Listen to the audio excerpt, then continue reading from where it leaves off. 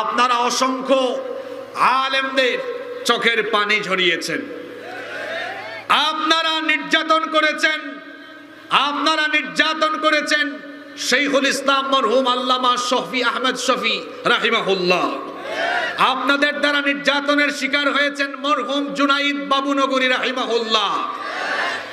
আপনাদের স্বৈরাচারী নির্যাতনে নিপীড়নে পিষ্ট হয়ে বিদায় নিয়েছেন বাংলাদেশ সহ গোটা পৃথিবীর বাংলা ভাষাভাষী মুসলমানদের হৃদয়ের স্পন্দন, বিশ্ব ইসলামী আন্দোলনের অন্যতম পুরোধা, কোরআনের পাখি শহীদ আল্লামা দেলাওয়ার হুসাইন সাঈদ রাহিমাহুল্লাহ।